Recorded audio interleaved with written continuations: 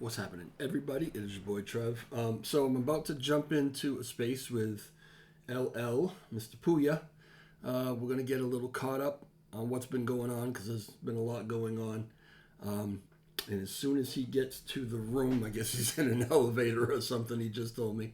As soon as he gets to the room, we will get going. I'm hoping that this works. Basically, I've got the space going on another screen, and the audio will be coming from that. So I know that you can hear me. I'm hoping that you can hear his audio as well. If you're seeing this video, it's because I checked it and the audio was okay. I know that some people ask me to do it this way because, for whatever reason, if they don't speak English, they're not able to translate a space. So they asked me if I could record it. I'm recording it. I'm hoping it works out for you. Fingers crossed, but just stand by and we'll be right with you. Oh, by the way, made it myself.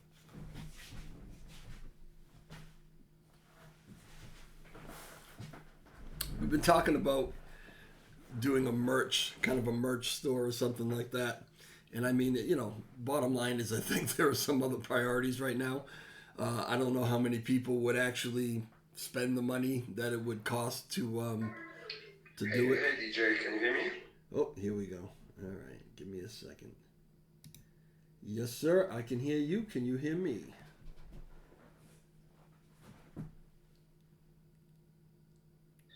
Okay, we're back to the room. I tried to switch to my laptop and hope the space doesn't get rocked. Usually it works. I can also try to charge this phone. Can you hear me fine on this? Because this is usually the phone where everybody's complaining. I can hear you absolutely fine. You're coming through loud and clear. I know that last time you and I just tried to have a little chit chat. The internet maybe, I don't know what was going on. You kept cutting out. So fingers crossed that doesn't happen today. But yeah, I've got you loud and clear. Okay, let me just try like this. My voice is also fucked because I'm still a little bit sick, so I apologize. I try my best to not cough during the space and mute myself. Yeah, I'm doing the same thing. I got the same cough thing going on, but that's like perpetual with me, so everybody just learns how to deal with it at this point. All right, so anyway, yeah, this is kind of impromptu. LL asked me earlier if we could do a little live because I got to tell you guys, there is so much going on. And I know that it doesn't seem like it, okay? But when I say there's so much going on, I'm constantly getting messages and hearing from Puya all the different things that he's doing, the people that he's meeting, the conversations that he's having. So when I say there's a lot going on, there's a lot going on. And he wants the opportunity to actually maybe talk about some of that stuff with the broader community. And so that's what we're going to do here today. We're going to take maybe about a half an hour or so, and me and him will chit-chat. And then if you guys have questions at the end of all that, bring some of you up and you can kind of chit-chat with him and ask him questions about what's going on. So, let's kind of get right into it, right? Because these things tend to stretch on a lot longer than we usually want them to. Catch me up, okay? Act like I don't know everything. And honestly, I don't really remember everything, but catch me up. So, David, I can see is here, and that's great. David has pushed you to go and do these summits, to go out and actually meet people and to network a little bit. And it was a great thing that I think that he pushed you to do, and I give him full credit for getting you to do that. Because you seemed a little reluctant at first, but it started off, I think, with the one in Berlin, right, which was kind of a small one, and then it's really just kind of snowballed from there. You've been going from this one to that one. So catch us up so far on how many of these summits you've actually been to, what they are, and kind of what's been going on with them.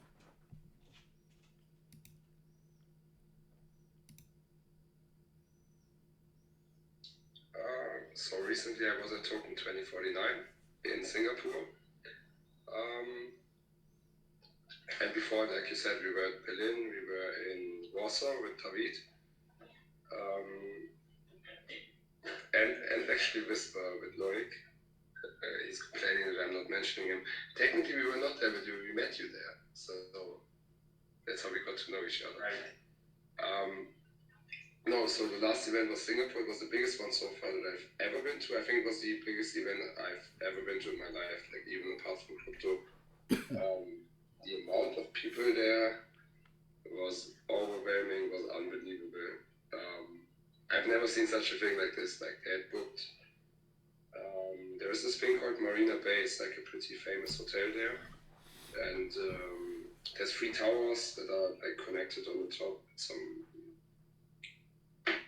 On the top floor with some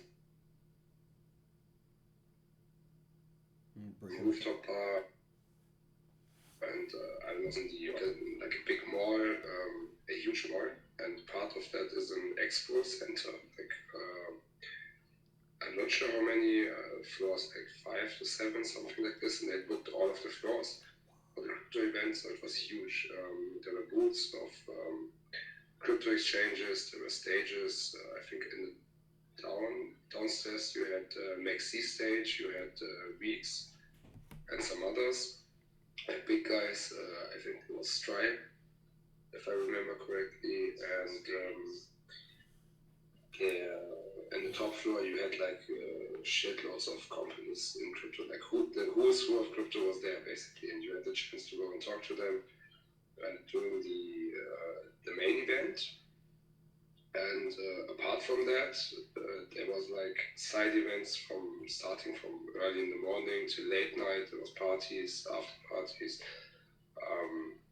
throughout the whole city. So if you really wanted to try to get to as many events as possible, because there were some exclusive ones, some were hosted by, let's say, exchanges, by VCs, by other projects. Some of them were like meetups, some were parties, but it was all about connecting and networking business for the most part. Even though to some it looked like we're just partying, but that's definitely not the case. At least that's not the average parties that I've been to, like in Germany or somewhere else in the Netherlands, or if I met friends elsewhere. And yeah, it was a pretty fun experience, and I think we want to repeat this and use the remaining year to attend to as many other conferences as possible. Well, yeah, I know, yeah, you kind of ran down a list of for us in the TG of some of the different ones that you're going to be going to, and I want to get to that a little later, but I want to kind of catch up on what you've done so far. So, and yeah, maybe it's us being jealous. But it sounds like you're having a really good time. It's this party after that party. But I know that this is how these people do business, particularly big money people. They just like to go out and have drinks and have these socials. And this is when you network and you can catch them kind of relaxed. It's a great time to just kind of chit chat with people and, not so much in a professional setting. And when you've got them off guard and relaxed and maybe with a drink or two in them, sometimes it's easier to kind of get their ear, is what I'm assuming. I know that I've seen this in other industries that I've been in, so I'm assuming it's the same thing. So tell us some of the people that you've met. And you don't have to drop names if you don't want to, but as far as, with the different exchanges and some of the connections that you've made, that you've chatted with about JURIS and about Terra Classic. Okay, so names is going to be hard because, to be honest with you, a lot of the names I don't remember. It's TG contacts in my phone, so I would have to always go and look it up again. Project-wise, I met a bunch of Web3 projects. Some of them just interesting, like not necessarily business opportunities because maybe there's not enough, what do they call it, like synergy. But I met definitely like shitloads of projects where there were synergies and like opportunities for business, and we are in group chats with a few of them. I actually were able to make some deals. and I talked to Weeks Exchange, to the one that we are going to be listed on. If you remember, we announced like in March that there is going to be a listing at some point this year after chain integration. And since that was not going, let's say, as expected, there were some hiccups and some communication issues and all sorts of that. I just went to the booth and directly talked to the boss and said like, hey, it's me, Luna from JURIS, when listing. And I mean, in Lung community, a lot of people are pessimistic right now. Like, hey, nobody cares about us. We're nobodies. The chain is dying. All sorts of crap like this. But it's definitely not the case. When I went there, at first, they were not so interested in talking to us because, to be fair, it was late. It was late afternoon, and everybody was tired. The events were the main event. At Marina was almost over, so people were preparing to go home or rest or to go to after parties later. And I was just standing there and demanding to talk. But when I said I'm from JURIS, then he raised his eyes and was like, "Oh, you're from JURIS?" And I said, "Yes. I don't want to take away your time, I respect that, but I came from Germany to talk to you guys, so if possible, I would like to discuss our listing." And I was treated very, very well, I can tell you. So, sometimes we don't perceive how we're perceived to the outside, because the engagement that Lung community can generate in socials is pretty impressive. Like, that's the main reason I was able to do most of the deals. Like, it was always the door open, showing the engagement on our listing tweets, showing the engagement on posts I made. Sometimes I talk to people and I was like, okay, let me just show you, I'm going to tweet something, and I promise you in half an hour I have like 2,000 views on this tweet. And during bear market, it's not that easy to generate those numbers, especially with like 3,000 followers on your account. We have like 3,000 on JURIS, 4,000 on the main. And the engagement is all organic, like we don't run bots, nothing. At least I don't, I can't speak for everyone in the community, but I'm not a huge fan of that. So, that's for example, that's one of the examples.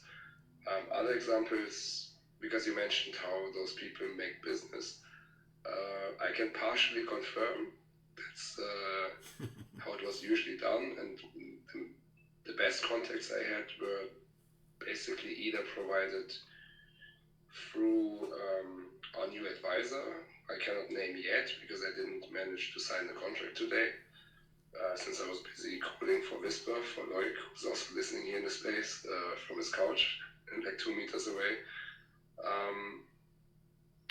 So he connected me to a bunch of people to send me to events where I usually would not have had access to, because some of them are very exclusive. It's like for a close circle of people that know each other.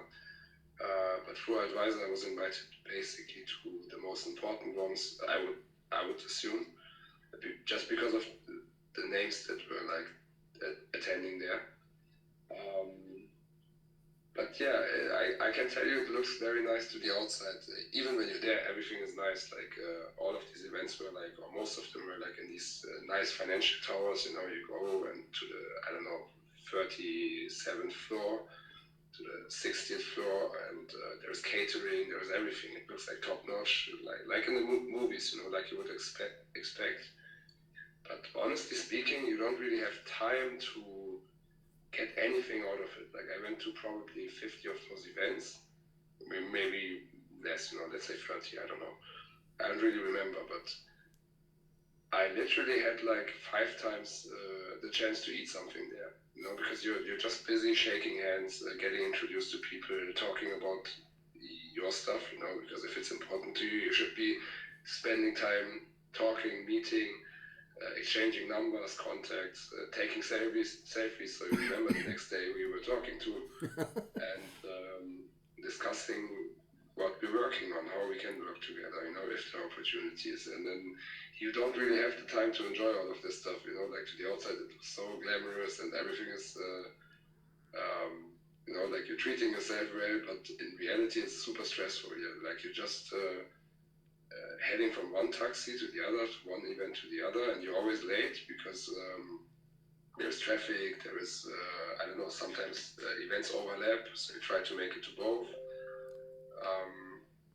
So yeah, just to, and I'm not saying that we didn't party, you know, I also had time where we enjoyed ourselves during night, but even there were lots of people that also focused on business. So whenever you got a drink with somebody or got into talk, then it turned out it's somebody from crypto or from TradeFi, or he's working on this, that, the other thing. And I liked it, you know, like it was stressful, but it was also super amazing because it was way better than sitting in Germany and like talking to all these avatars on the internet, you know, and all your real life friends don't have anything to do with crypto, Web3, and when you get out on the street, talk to people, nobody's interested in what you're doing, you know what I mean? And in Singapore, it was completely the opposite. Everybody was interested in what we're building and doing, and yeah, that's how we connected, made lots of deals and contacts. I've literally, I made some fun today and said like, oh, our poor new business development team have to go and monitor like 200 chats, and some people laugh, but it's actually not a joke. I pity them a little bit because I wouldn't know how to keep up, and I can't. That's why we have a team now that is taking care, monitoring all the chats, and I just throw leads at them, explain what the chats are about, what our purpose is, so that they can monitor and relay info back, and I can, from time to time, you know, like really make contact, or we book a meeting and talk to those people. Sorry, you talked about. Can you now you said that you've made a couple of deals. Can you expound on that at all? Can you let us in on some of the deals that you've made? And what do you mean by you've made deals? Have you talked about deals, or have you actually closed deals, done deal? This is going to happen. So some, I would say, let's say 90% is like talking and agreeing on that we want to work together, that there is opportunity, but we need to work on details. Some things are dependent on our launch. Sometimes, you know, things are dependent on whether they really want to, or whether it's like just exploring opportunity. But 10% was really close deals. Like we met, and some of them happened in the funniest possible way, like how we got connected, how we met each other. Sometimes it was completely random. Like for example, 5 o'clock in the morning, you get out of a bar, you want to smoke, and in Singapore, smoking cigarettes is like not so easy because it's everything is like pretty strict and not allowed. So you meet each other, and then you get into talking, and 10 minutes later you close a deal. So that happens a couple of times. Or during the events, very similar. You know, I met somebody. I can talk about some, but I don't want to name specific names yet. But I made one deal with an exchange, which is, I would say, fairly legit and medium-sized. David actually met those guys. I'm not sure if I can tell the story without saying the name, David. You have to thumb up or down how we met, because I think it's a pretty fun story.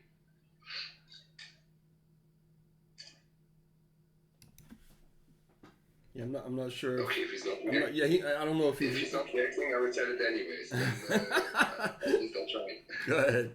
Oh, thumbs down, he said. Uh-oh.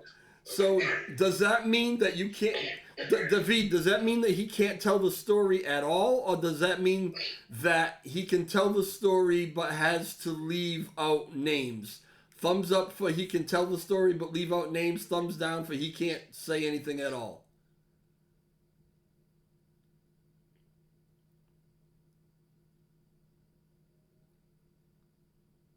I wonder if there's a delay. I don't know. All right. Well, while we wait, you know, I maybe we should take it as you shouldn't say anything about it at all until we get. I'm sure David's going to come up and talk a little later, and then maybe he'll chit chat with you about whether you can tell that story or not.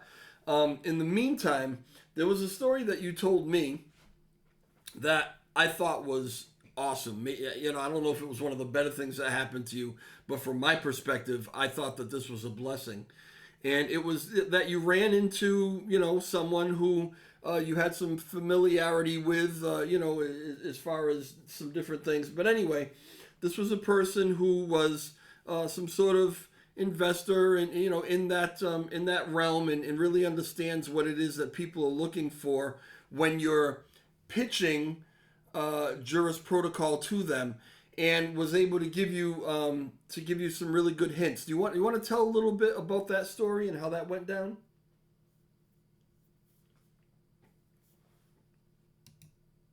Yes, I actually can, because that I'm allowed to talk about. The other thing I can also talk about, I just cannot tell like how we met and which is fine. So, okay, coming back to what you were referring to. Um, okay, so basically, how should I start? So, I was it's called Clark. There is an area where you have it's beautiful. There is a river in the middle of the city, and there is a big park. You can walk and stuff, and there is restaurants and bars and cafes everywhere. At the center, you have I think you have one or two clubs, like clubs where people go and party and drink. And around it you have like lots of bars. So we were sitting at the bar, ordering drinks and food with one friend that we met, and the other guy that I met there, my good friend now, his name is Jack. I posted pictures with him. So we went out together and ordered drinks, and I was just going for a quick smoke, because apparently I smoke a lot. Which Yeah. was not the worst thing for making deals and meeting people.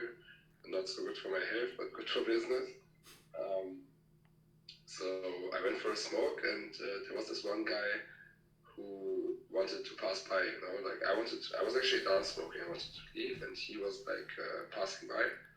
And because I saw him coming, I waited to let him walk by. You know, so that we were crossing each other's ways. I don't know how to say. And he also stopped and was insisting that I go first. And I said, no, you go first. He was like, no, you go first. And we did this like 3-4 times. And then I asked him like, bro, you're Iranian, right? And he's like, yeah, how do you know? I'm like, yeah, because of this. Like, I'm too. And if we keep doing this, we stand here for like 1 hour. I know how this works.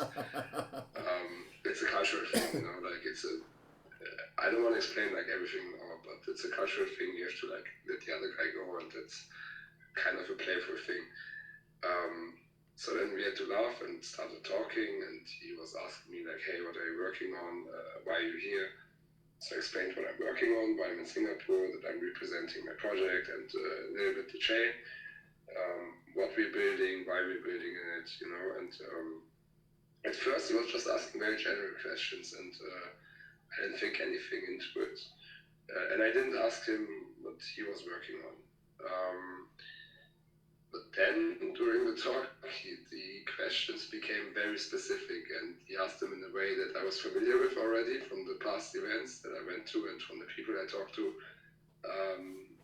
So I asked him like, hey, are you from the venture side? Like, are you a VC? And he was like, yeah, bro, I'm VC. And I'm going to do you a favor, because I really do like you, and I love what you're building.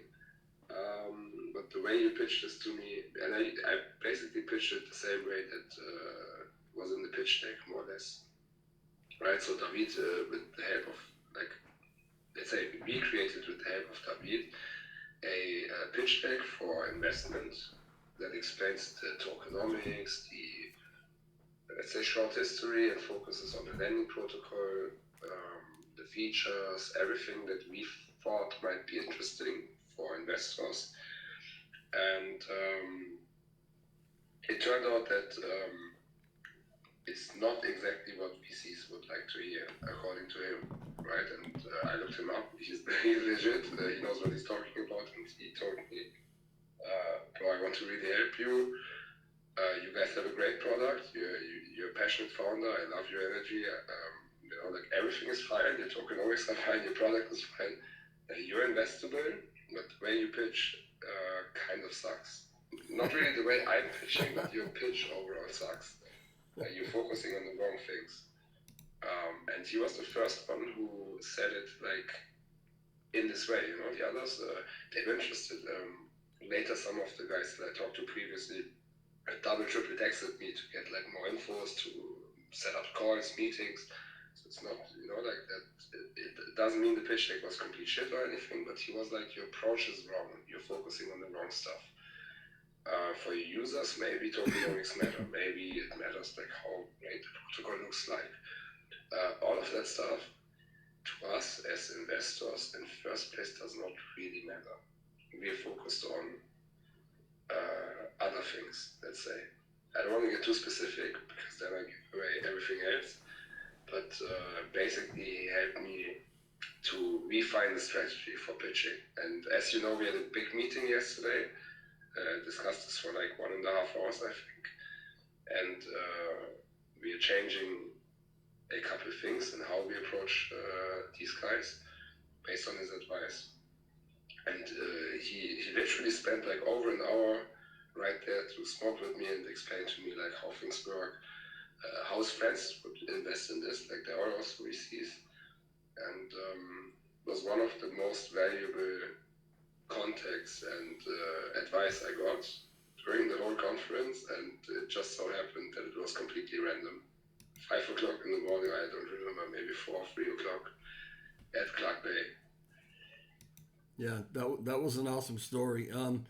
So now Puya did something very smart, because the guy, this is how into, he took his time to actually do this for Puya. So you got to figure that he actually wanted to help and he was actually interested. He pitched it back to Puya. He said, this is the way you should do your pitch. And he actually pitched it. And before he was actually getting ready to do it, Puya asked him, do you mind if I record this? That was one of the smartest things he did. And he actually has that recording of the guy pitching it to him. I've heard it. A couple of us have heard it. Because, we had to kind of brainstorm, okay, now how do you kind of do this pitch deck? How do you actually pitch this according to what this VC is suggesting that, they're interested in, they want to hear. And it was clear from listening to the guy pitch it back that he not only knew his shit, but that he knew his shit about Terra Luna, Terra Classic, JURIS, because he was spitting out numbers that were actually pretty accurate. Not everything was accurate that he spit out necessarily, right? But it was really close, and some of the numbers that he put out there were really close. So this was a guy that is actually paying attention, which actually kind of leads me into my next question, all right? You're out there and you're chit-chatting about JURIS and you're chit-chatting about Terra Classic with people, and some people know it, they know what you're doing, they're aware of it, and that's a really good thing to hear. What are the people who didn't know that Terra Classic was building and things are going on? They maybe didn't necessarily know about JURIS protocol and they're hearing about it for the first time. What kind of feedback are you getting back from those people?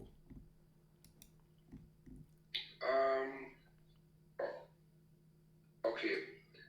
I don't know how to explain this. Maybe I try. Because I want to make a circle, I want to maybe get into something else first and then I answer your question. I think because we're so close to Terra Classic and our own chain and community, are way too focused on how we are perceived as a community. We are almost too afraid, like to say like, hey, we're on Luna Classic, because we know about all of the shit that's wrong with our chain, right? And that's I was told today by somebody that I'm a liar and I'm bullshitting and the chain is at such a bad state and everything is bad.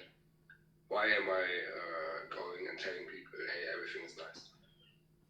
That's not the case. Like, we all know shitloads of stuff is wrong with Terra Classic right now. Just look at the validator set. Like, today, I took a look at top 10, and I don't want to say names, but it's obvious that it's a complete shit show, okay?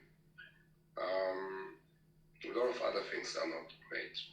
We're lagging behind in terms of tech and other areas. We have no funding still, we have no cash flow, we have no revenue model. We still don't have any sort of leadership. We have nobody, no entity who could represent us, be it centralized, decentralized, whatever you wanna call it. So a lot of things are not going great. But I also made that's now, I don't want to try to further chain, but it's like I'm just for the same guys that accused me today, and like we had long chat, I'm just saying in public, okay, for the public record, I acknowledge this, I'm aware of it. It just cannot be changed in one day, like I can't do anything about it. So why should I focus all the time, all my energy on thinking about it, talking about it, being mad about it? It's no use. And now to the positive side of things, and to answer your question, 95% of people that were not aware of what Luna is, they just see it as a chain. They don't give a fuck. Okay, let's just be straight. They don't fucking care. They give zero fucks about the revenue model of the chain, whether it's sustainable for the next 5 years. They don't give a fuck about the validator set, the governance, the community in fightings, politics. Nobody cares. They care about people on the chain, okay? So they're interested to get to know founders, team members, developers, community members, holders, whales, small whales, big whales, it doesn't matter. If you're retail, if you're holding $50,000 in Luna, then I think you're like somehow special in a good or bad way. Maybe something is wrong with you, but they're interested to know who are the people running the chain, who are the people investing in the chain right now. Why are they investing in it? What's the reason for being so retarded? Let's just say. That's what they're interested in. Nobody cares about all the stuff that we talk about all the time in the community, and that's why I stopped talking about it, because it's no use. Maybe there are some people that when they're familiar with the chain, if some of them were like old OGs, or at least they were familiar with the chain, they invested, they got wrecked in it, then it's a little bit different, and they might be interested in, hey, how's it going right now? What's the status? But even then, the interest in like all of that stuff that we are focused on and bickering, it's nobody cares. What they care about is, what's your vision? Who are the people right now that are like building like crazy? You know how amazed people were when I told them like, hey, look, there's this new DEX, there's this new lending protocol that we're building, there's the synthetic assets protocol, there's this another DEX, there's people that are building like games, the metaverse, or whatnot, like gambling sites. That's what made them interested in it. They were thinking, hey, who are those people? And it's a shame that I was the only guy there, because it would have been way better if they were active on Twitter. Everybody could see that something is going on. That's what made them passionate. That's what they were interested in. So to answer your question, they're not so interested in the chain itself, which is a good thing, I would say, in our case.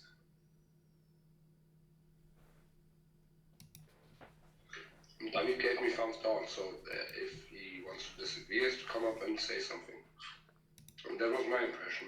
I talked to some people, he talked also to people, maybe there was like different opinions, but that was my personal impression.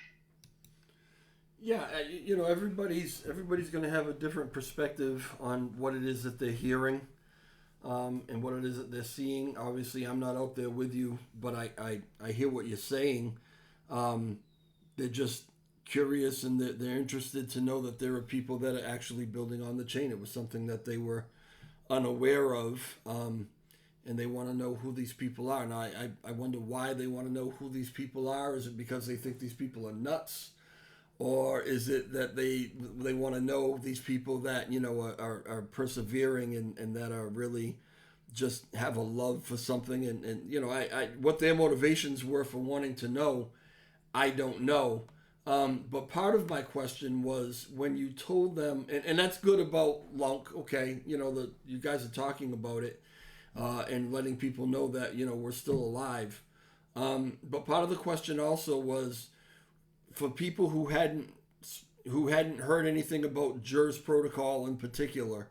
Did they have any interest in the fact that we were, kind of rebuilding a newer, better anchor? Or, was there any interest in the protocol all by itself? I would say yes, because from my experience, and now I don't know, some people might disagree, I don't know, but from my experience, what I discovered is, let's say 25% were not interested at all and saw it like negative or looked down to us. At least that was my feeling. And in some cases it was not a feeling because they said it straight in my face, like, you guys are retarded, it's a stupid thing, just stop it, do something else. And the people that were like really negative, maybe it was 5%, 5 out of 100, let's say. And reserved or negative 25. But the rest was fairly positive, and I would say another 25, like 50% was fairly positive and respected everything that we were building.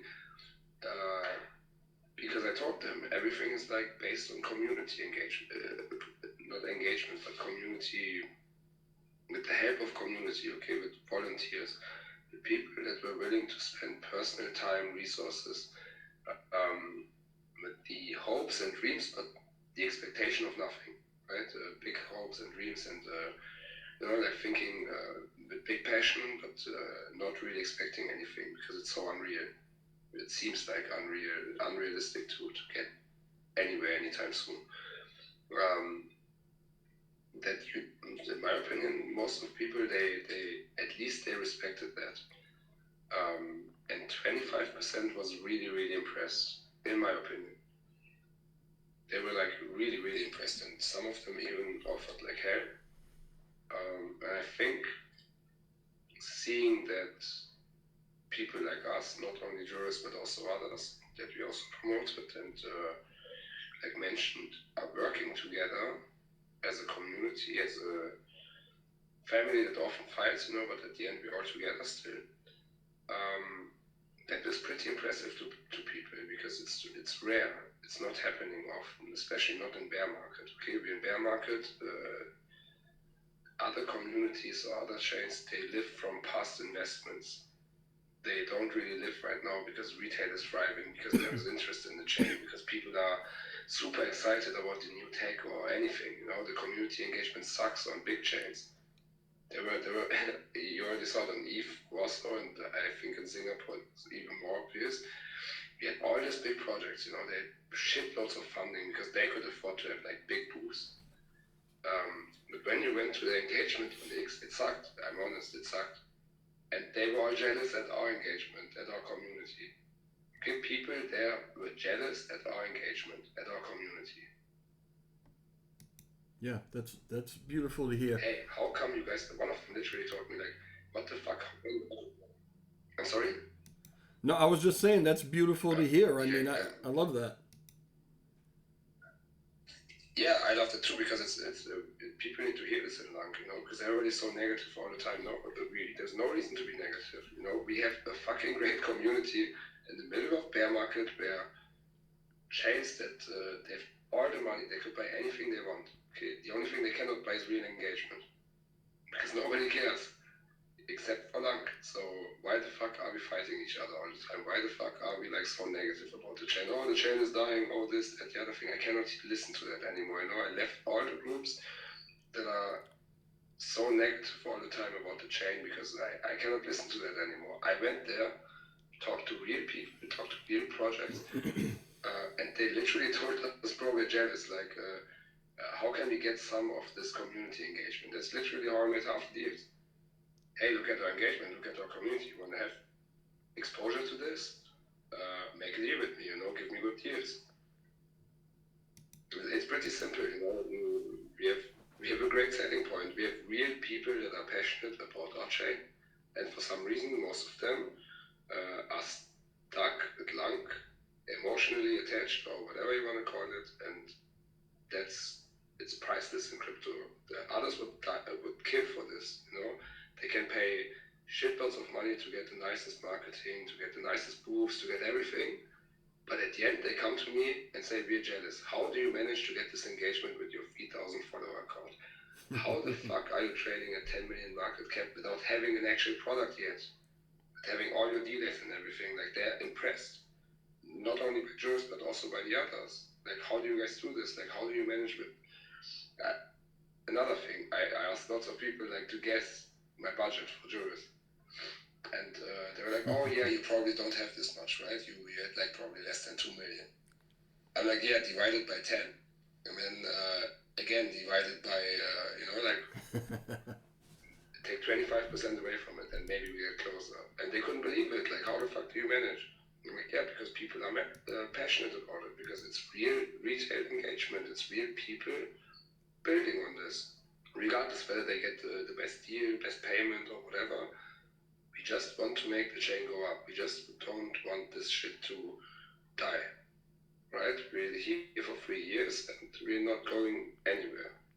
And we're stronger than ever before, but people from the outside see this, but we ourselves as community, we don't see it. We are just so negative about everything. So that's why I'm very thankful to you that you're hosting this space. We have to host a lot more of these spaces.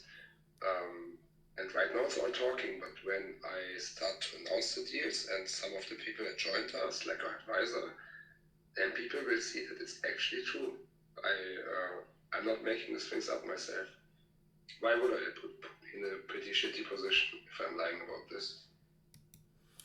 I want to take a quick second to remind everybody who is in the space right now, or to ask you if you could share this space, maybe say a little something about it. The kind of things that we're hearing right now, we don't hear enough of. And I'm always one to hear all sides of everything, the good stuff, the bad stuff.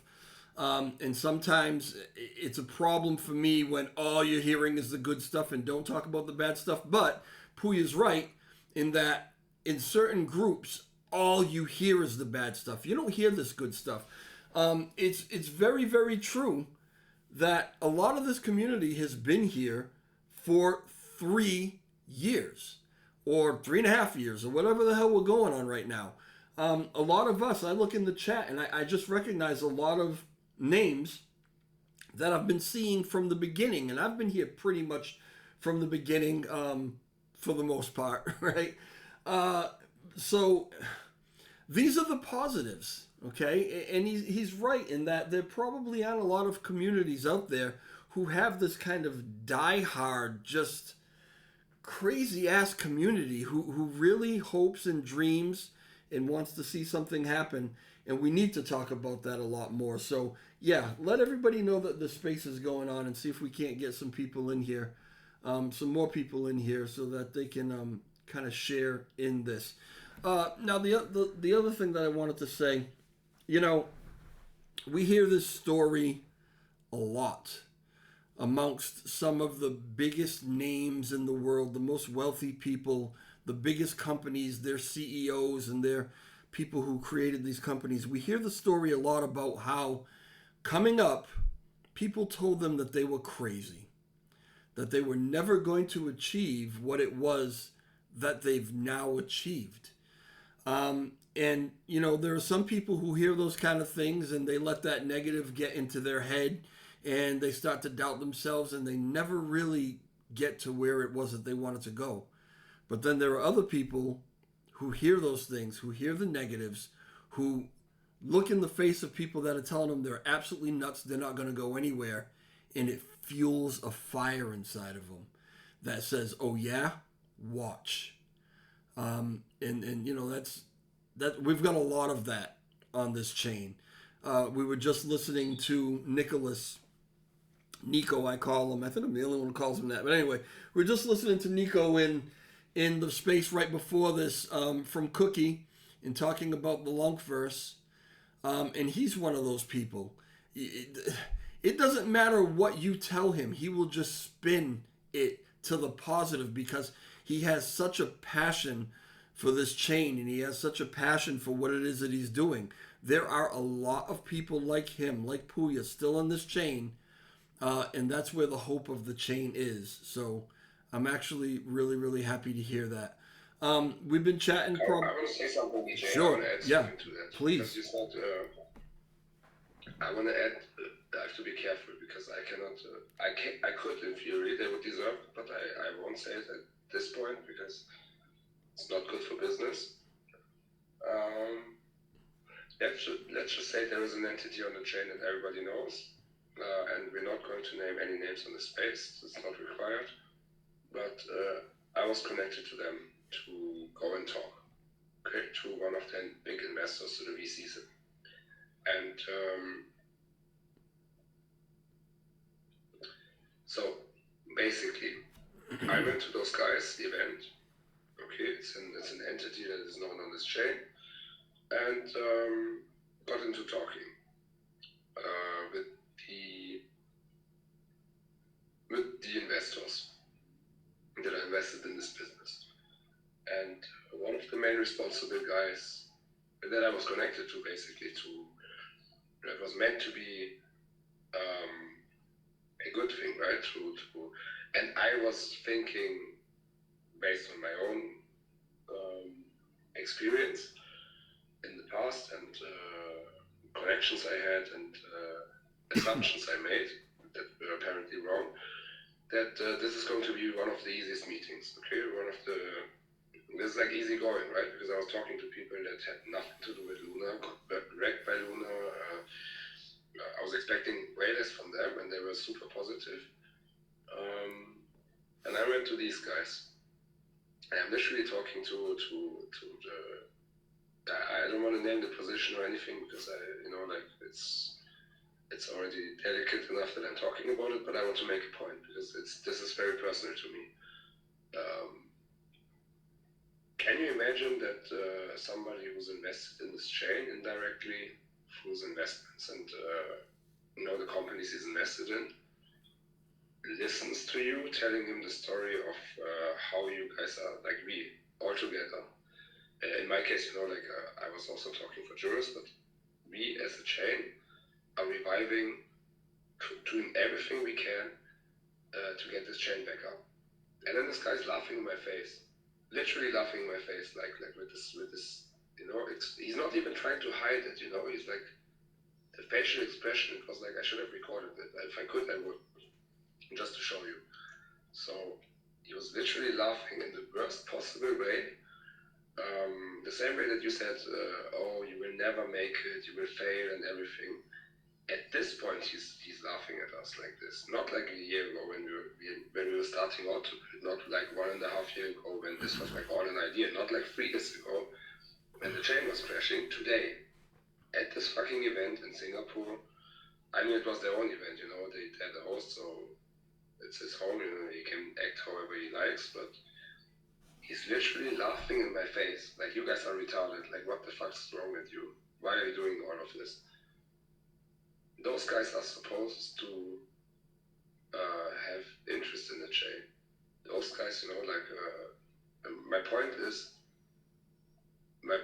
is not so much like what he said. I just want to make you understand like what the setting was, and because I'm not really intimidated by this, and I don't really care if you're a billionaire, if you're a trillionaire, if you're 100 million, if you're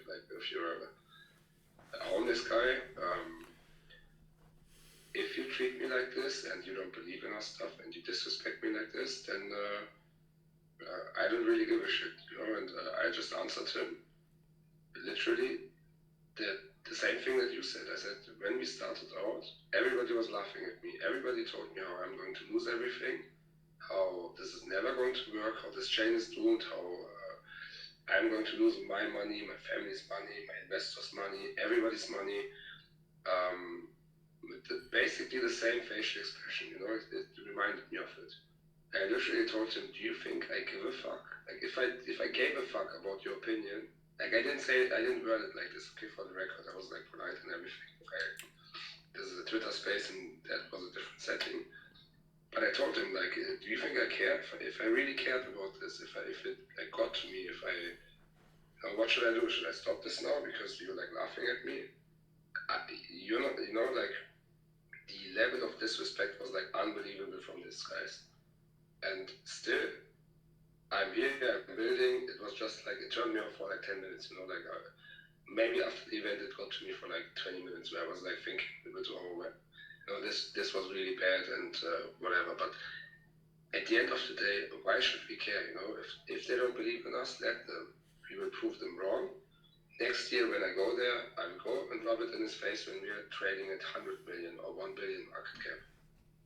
Because it was the same last year. Last year we were trading at 15,000 market cap, 20,000, and people were laughing and this is never going to work.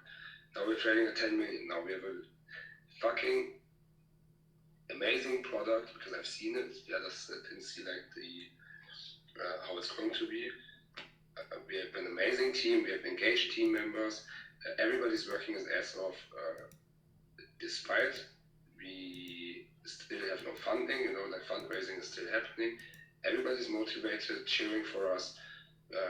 80% of the people, like I told you, were super positive about it. And these guys that are supposed to close to us, to be supporting us, to be rooting for us, are laughing their ass off. So you just have to not give a fuck if you want to do something. Like if you want to build, just don't give a fuck, just do it. That's my advice for everybody in this space. If people laugh at you, just don't care. If you really are committed, if you really think that you're building a good product. When you have when you build, especially from scratch, you build a project, a product, a company, a business, whatever, and you make it successful through grit and determination in all of your efforts. There's a lot of benefits to it, financial security, all that. One of the biggest benefits to me, for me, this is just how I am, how my character is. One of the biggest benefits is to be able to look back at all those assholes and be like, ha ha, see what we did? Oh, I'm the same, DJ, I'm the Yep. same. I love it. Got me down for 20 minutes, and then it motivated me, the fact to go to everyone else, to get even more funding, even more attention, to make this even better, so that I can go there next year and rub it in his face when they have nothing to say anymore on our chain. That will be my present for next year. When I go to the same event, I go to this fucking side event. I will make sure that I get an invitation again, and then I go and rub it in the same guy's face and say to him, like, look where we are now and look where you guys are. That's going to be my personal thing, but I gotta tell you, I don't care what it is that motivates you, as long as you get us there. if people pissing you off is what motivates you, I'll put people in your path to piss you off, just to get us there. No, I know exactly what you're saying. I mean, there's really nothing better than that, than just prevailing above and beyond what everybody told you were going to be able to do or not going to be able to do. I mean, kind of on a lesser scale or whatever, but when this whole thing started off as rack off, I mean, that was part of it too, right? There was a little something that was going on that we talk about every once in a while that was like, okay, well, I'm going to succeed just so I can rub it in your face. And, whatever that motivation is, it doesn't matter to me.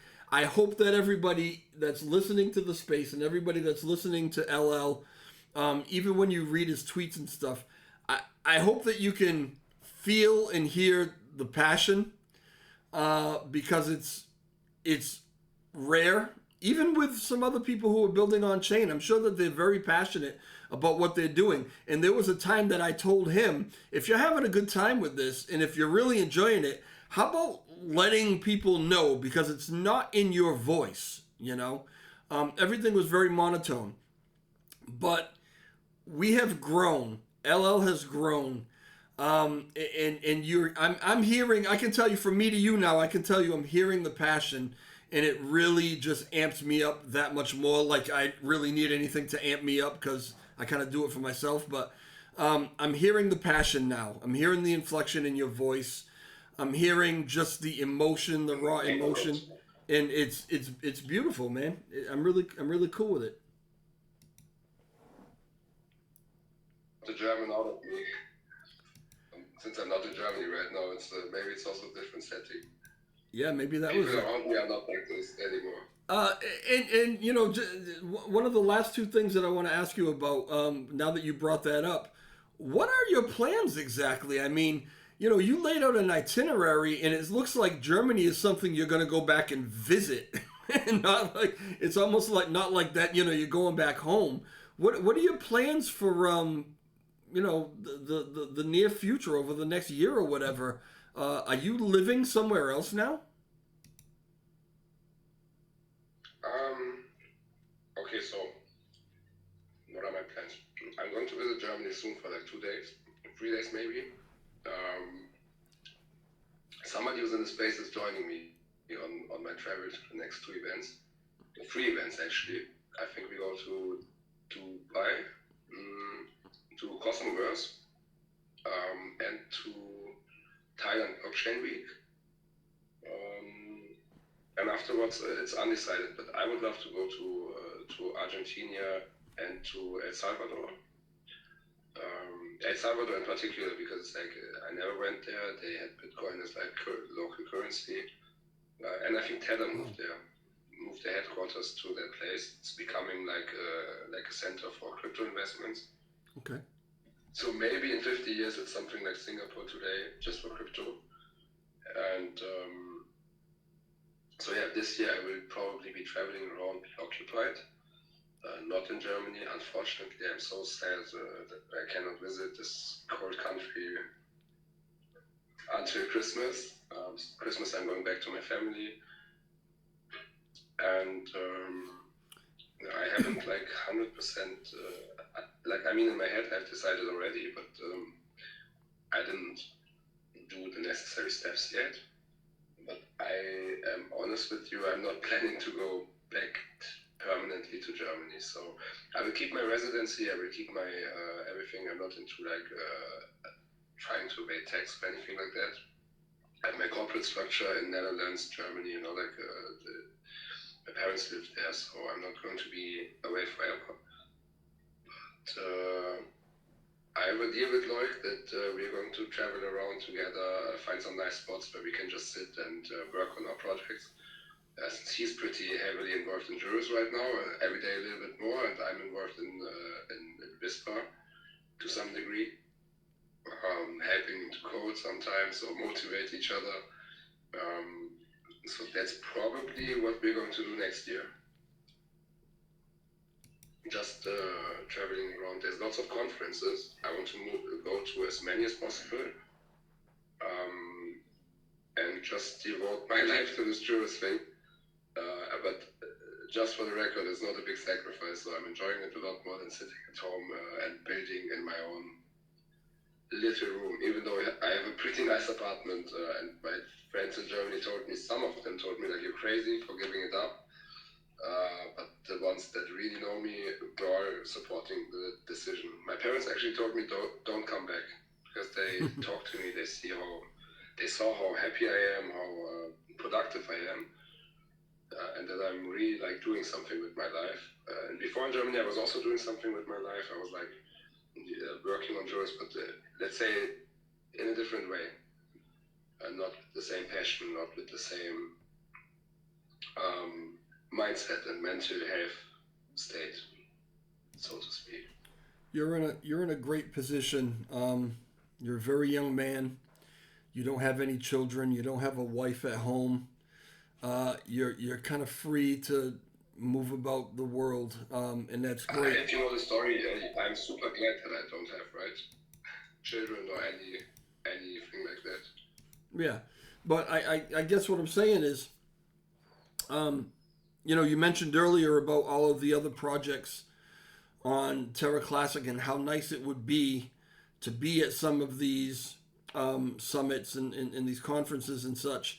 And when you're talking about their projects, it would be nice to have representation. And we understand that not everybody is in your shoes, right?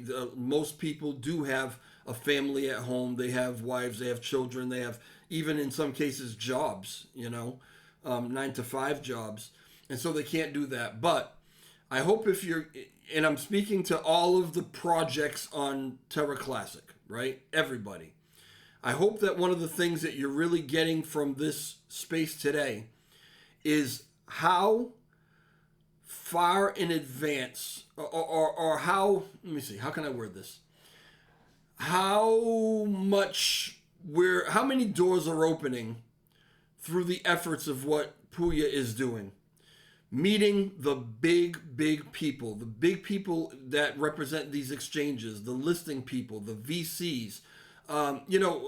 We can't just stay inside of our bubble, inside of our community, inside of Terra Classic, and expect to really grow Terra Classic to a top 10 chain.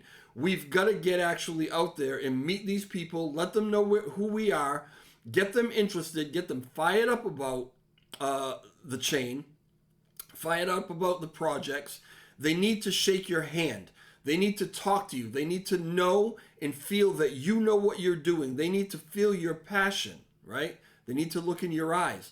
Those things are invaluable, absolutely invaluable. And David had been saying that from the beginning. It's absolutely invaluable. So if you guys can find some, it seems like these summits are happening all the freaking time, right?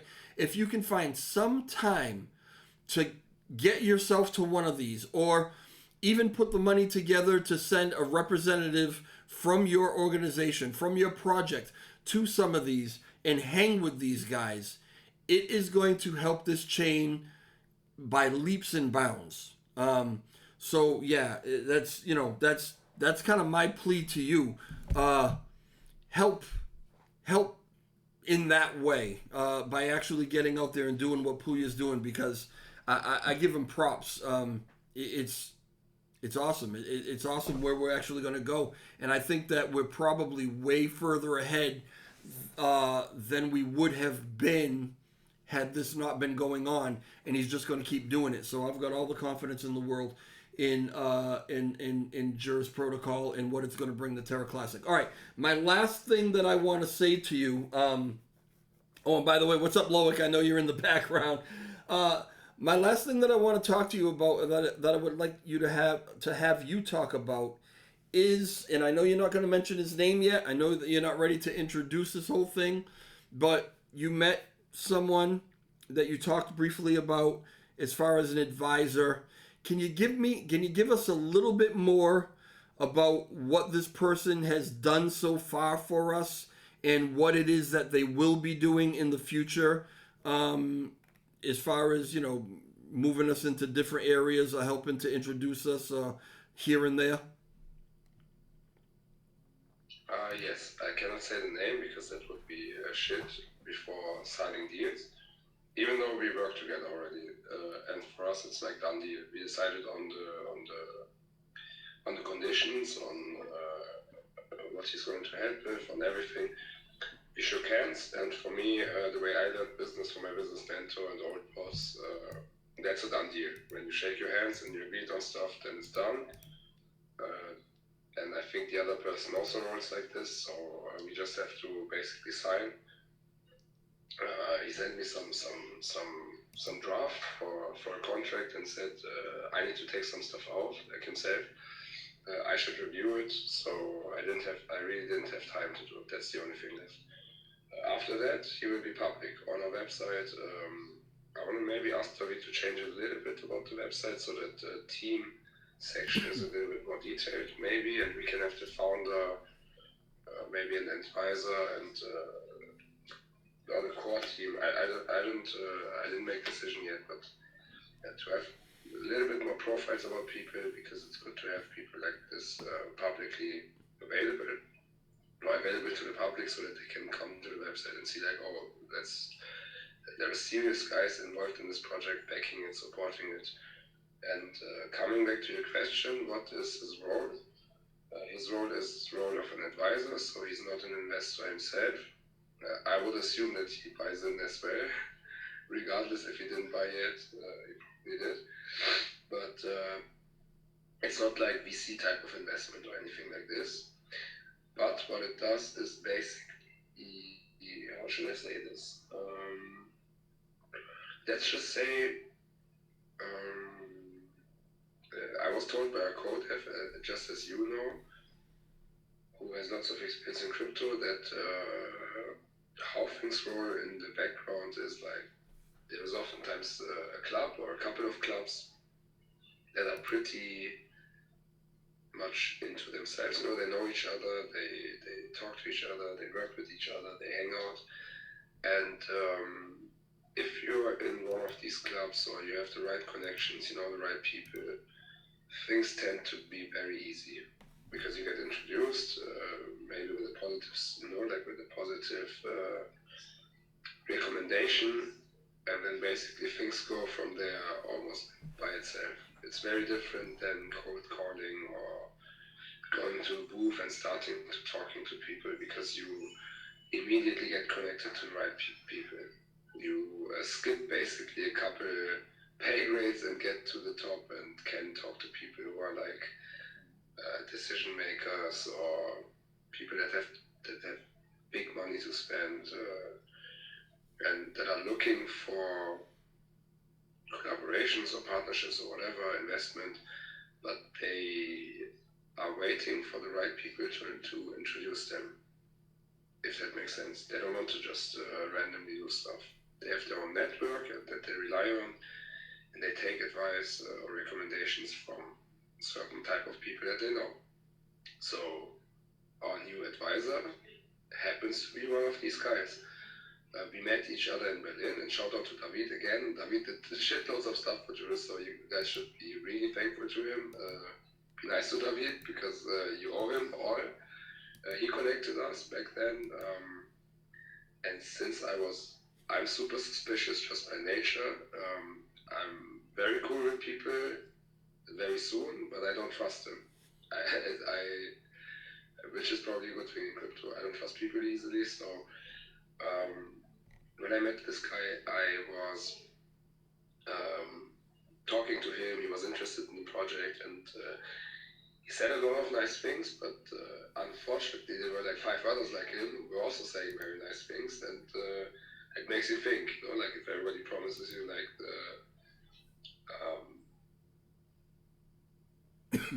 everything, you know, like, oh, you can have this, you can have that, you're so great, you will have so much funding, I can give you this, that, the other thing.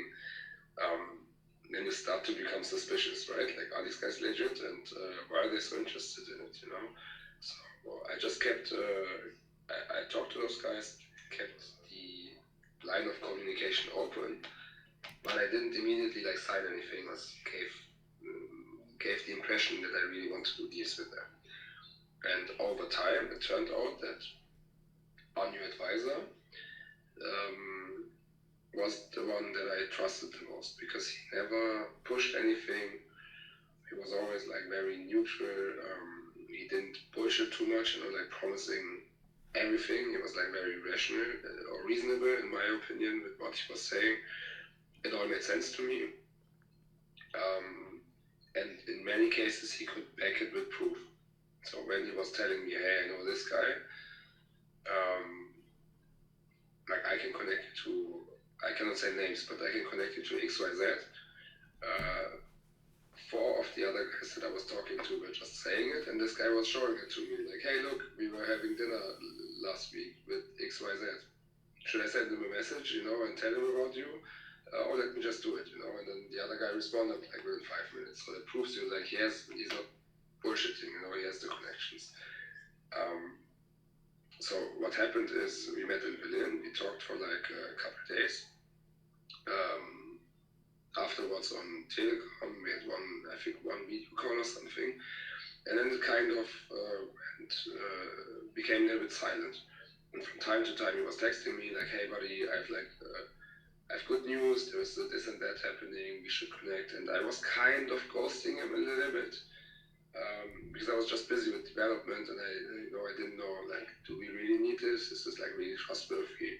Let's just wait. And then when I was in Singapore, I arrived a little bit early, because I was intending to make a little extended trip out of it, which escalated, and now I'm still away in Asia. So after my first night partying and having a little bit of hangover before the conference, I was alone and I was thinking like, hey, maybe this guy's here, like would be a good opportunity to just connect. So I texted him. I'm like, hey, so and so, are you here yet, or still in? I don't want to say where he is. So are you still at your place? And he texted me back and said like, hey, it was this, hey buddy, I don't know why. That's like how he talks to me.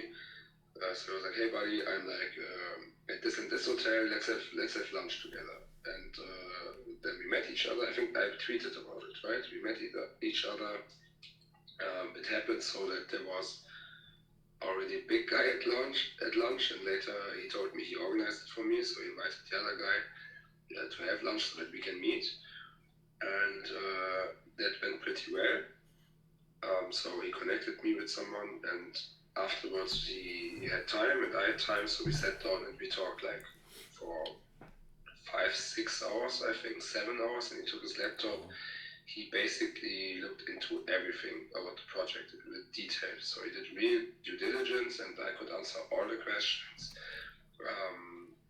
Apparently I made a good impression, and I also liked the way he treated everything. So then we made a loose agreement on that day that we intend to work together in future. And he made it basically from then on, he made it possible for me to meet all of those people from his network that were there. And that's how we got connected more and more and worked together. And so that's how I met him, right? And how we agreed on working together in future. We agreed on some conditions for the deal, because at the end of the day, he also wants something out of it, right? Nobody likes to work completely for free, except for some guys in Terra Classic that are forced, unfortunately. Hopefully not for long anymore. And you asked me what his function is, right? What he's supposed to do. Best way to explain for you guys is he's basically a door opener. Okay, so I have a certain strategy. I have certain things that I want, that I like to happen for JURIS. There are certain people I want to meet, certain companies that I would like to talk to, make deals with, maybe certain exchanges that you would like to get listed on, right? But it's for us so far away and impossible to get in touch with those guys, and probably not going to happen by just going to their booth and begging them for listing, right? So what he can do for JURIS is he can open the right doors, and he sometimes knows the right doors just because he talks to me, and he roughly knows what JURIS is about and what the direction is. And in other cases, I can just ask. I can always just go and say, hey, our strategy right now is this. I talked to my team. We think we should do X, Y, Z. And he just connects me to the right people. He's like, oh yeah, look, I know this guy, I know this guy, I know this guy. He knows this guy. Hey, let me just let me just open a group chat. Let me just connect you guys. Or like he's going to be at this event then and there. Like you should meet him there. Let me just invite you to that event. You just tell that so and so, he, meaning himself, invited you. What he doesn't do is running our business for us, making deals for us. Like that's my responsibility. Basically, like going through the door. He opens the doors and we go through them. Sometimes we fuck up, maybe, sometimes, but most of the times it works out pretty well. Well, it sounds like he's a bit of almost like a talent agent, where he lines up the audition for you, but you've got to go in there and you've got to get the gig, you've got to get the part, right? That's awesome. I mean, the team, right, is shaping up to be, I mean, just an all-star team with probably pieces of the pie, pieces of the puzzle that we didn't even really know that we needed. This advisor or this agent or whatever. I mean, that was something that I don't know if you had ever thought that we needed. I didn't even realize that something like that existed. but we wouldn't even know about these things if you weren't out doing what you're doing. So, from myself, and I'm gonna go ahead and speak for the whole rest of the Juris Protocol family, and say thank you very much for your efforts and for your dedication and for just pushing and pushing and pushing to make sure that this goes down. I want to open it. You know, I don't. I'm not. You didn't make me a co-host, by the way. I'm just a speaker. I was gonna. I tried to. I tried my best. I tried like 100 times. Twitter is like I probably could have done it if I was best. on the phone. I don't know why it's not doing it on my computer. Anyway, I was gonna invite some people up, so they can speak. So at this point, anyone in the audience who has a question or wants to speak or whatever, just go ahead and make your request, and then LL will call you up. Um, but yeah, man, I just really from the bottom of my heart, thank you very much. It was a choice that I made when you asked me a long time ago. If I wanted to come back and kind of help you out, or in whatever way that I could. And it was a choice that I made to even come back and deal with anything having to do with Terra Classic. And I haven't regretted it one day so far. I mean, I have my days where you aggravate the shit out of me, and other people do too. But for the most part, I'm so glad, and I'm so grateful that you asked me to kind of come and be a part of this. I really am. So, all right, I will leave it at that and let everybody else come and ask whatever they want to ask. In the meantime, I see you laughing, Keely. Yeah, we have our conversations.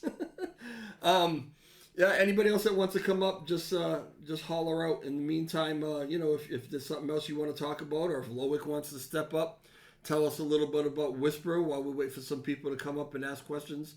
That might be cool. Let me just try to convince Lloyd because he's very shy. I'm not sure if he can manage to. Yeah, not that I've noticed.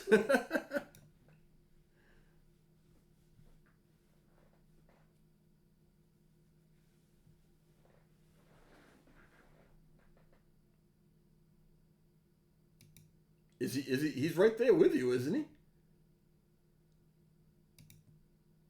Oh, there he is. He's a speaker. What's going on, brother?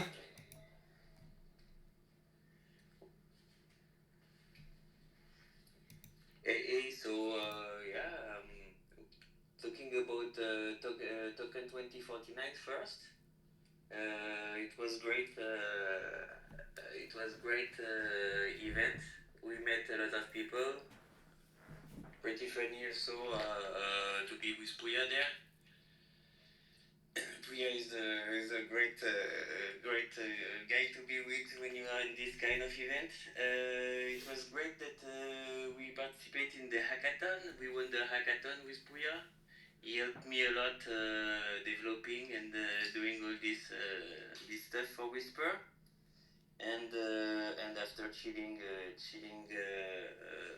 with Juris Protocol and Whisper together was pretty funny.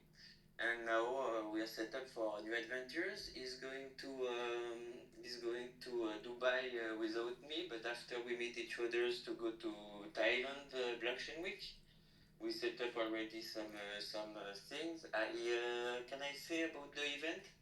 Yeah, sure. We will co-organize an event in Thailand Blockchain Week with Whisper and JURIS. Pretty cool. I think I found a pretty cool space. It has to be confirmed, but it can be a pretty cool event with dinner and cocktails and stuff to gather the community together. And most important, the thing that arrives on Monday is the first campaign of JURIS on Whisper, which is gonna kickstart the campaign, a 2 months campaign with JURIS rewards. The more you talk about JURIS, the more rewards you will get. And the surprise is that you will participate also to the airdrop of Whisper. So the more you talk about JURIS, the more Whisper token you will get. But yeah, so this is the surprise. Everything starts on Monday. The website will be launched before, and the app also will be launched before for Whisper. And then we have multiple events coming on. I'm going to Bali Blockchain Week. LLL is coming with us also. And after Argentina and El Salvador, all that to represent JURIS and Whisper all together. I'm also part of the dev team now for JURIS, as you know, as you all know, doing the lending and borrowing front end right now, and also taking charge of the project management because I'm managing multiple people with my startups, and I know how to handle this kind of management. So taking this over also for JURIS. Voilà. Nice. Loic, we haven't had a chance to really speak, me and you, yet. But there's a question I would love to ask you, if you don't mind. Sorry, I didn't hear the beginning. I said that you and I haven't really had an opportunity to speak to each other, so I'm kind of introducing myself. Hey, I'm Trev. I know you know who I am, but we haven't really said hello to each other yet. But yeah, true. We DJ, let me do the introduction. Okay, go right ahead. Let me do the introduction because he doesn't know. He's not aware who you are. I think he knows you're DJ and that you're helping us, but he doesn't know the story. So One of you guys have to shut off your mic because you're feeding back like crazy. Only one of you can have your mic on at the same time. Go ahead. Is it really the case? Because I'm outside in the balcony and he's like 20 meters away. Oh, maybe that's what it is. All of a That's still sudden, the case. I think it's where you are. All of a sudden, there's like a crazy echo. I thought maybe it was because of you both having your speaker open, but it just might be the location. Let me quickly go in. Is it better now? Yeah, much better. Way All better. right. Yeah. Okay, so DJ is basically one of the OG members of the community in Lang and also in JURIS. He was the guy who basically introduced us to the developer, to Lou, who was there from day one. When we were still called Rakov, he connected us to people. He cheered for us. He made content for us. He basically supported us in any way possible. He made only one mistake. He didn't want to join the team back then, so which we fixed. That's up. And so DJ is one of the OG fans of JURIS. He's like basically the GOAT of JURIS, greatest of all times. He's even in the Hall of Fame in the documentation. I don't know if it's still there. I hope so. If not, I have to put it in there again in the team section. Right after with David. David is also pretty much now GOAT of JURIS. Like we have to share the spot with him. Reserved for DJ. He's one of my best friends, I would say.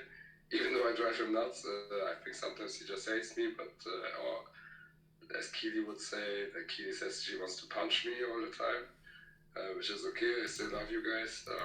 So that's who DJ is. That's why I respect him a lot, and he has a very big stance in our community.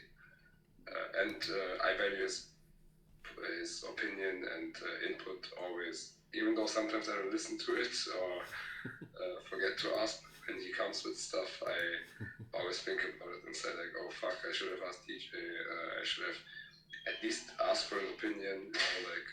On this. Sometimes in hindsight, I say like, oh fuck, I should have listened to him. But yeah, he's a very, very respected guy, and I'm glad that I was able to get you two together to talk with each other. So that was my introduction, DJ. I hope it was kind of okay. Yeah, man, that was actually flattering, and I appreciate it. I'm tearing up over here. You know what? One of the qualities of, I would say, my best friends is that we drive each other nuts, and that if one of us is fucking up and doing something stupid, we'll tell each other. You know, and those are the kind of friends that I like. Those are the kind of people that I like to be around. I don't like to have the friends that just will take my side no matter what, because if I'm doing something stupid, I want somebody to tell me. And that's how I conduct myself with my friends. And Puya has always appreciated that. So yeah, man, we're definitely friends, and you definitely drive me nuts. So anyway, yeah, Loic, man, nice meeting you. But I have a question that I want to ask, and maybe the two of you can answer this. So there is a connection now. There's a bit of, I guess, a partnership. I don't know exactly what the official, connection is, or how it's titled, between Juris Protocol and Whisper. And what I would like to ask you that you could explain to everybody is, whenever you have a partnership, there's always something in it for both sides. There has to be, otherwise it doesn't really make any sense. So maybe LL can tell us, what does joining with Whisper do for the Juris Protocol investor, right? How does it benefit us? And Loic, you can tell us, how does joining with Juris Protocol, how is that going to benefit Whisper and investors on that side?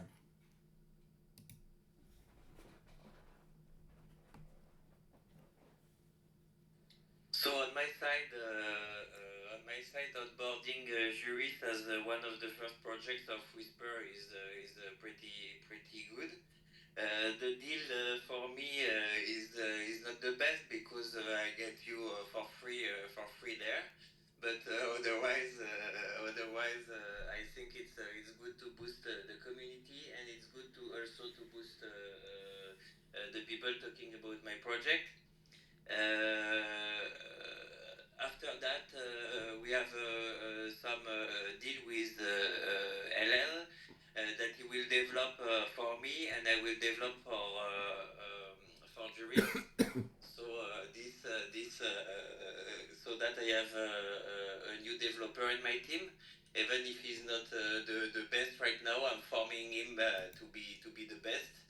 So I think he already got a good dev skill. He coded my private cell entirely. I'm pretty happy right now, and yeah, it will boost the engagement on both projects. Boost the engagement on the side of Whisper, because your community is already pretty engaged, and is sharing a lot all the tweets and everything. And it will also boost Juris Protocol, because you are a lot sharing and talking and everything.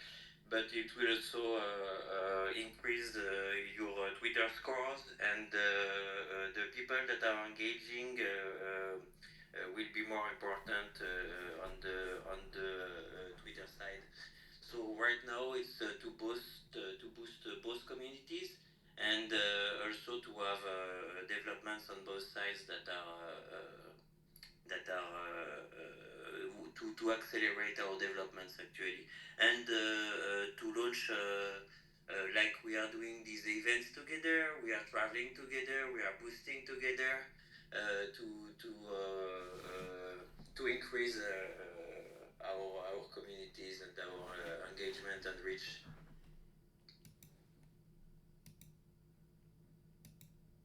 All right, awesome. LL, you wanna jump in on that side? Yes, I have to watch out for. Wait, I have to go to a different room. It's a little bit complex here, so it doesn't like hard for you guys or echo. Okay, so from my side, what do I get out of this? We get to be listed on a uprising attention file platform. I know that his competition is huge. They're pretty big, so there is lots of opportunity for us to join a new project. if we're the first guys that join, if we're connected to the founder, friends with him actually, very good friends. I think it cannot be negative for jurors, so it will boost our engagement, because how SocialFi or AttentionFi in this case works, how Whisper works is that you have, can I explain? Yes, right. Yeah.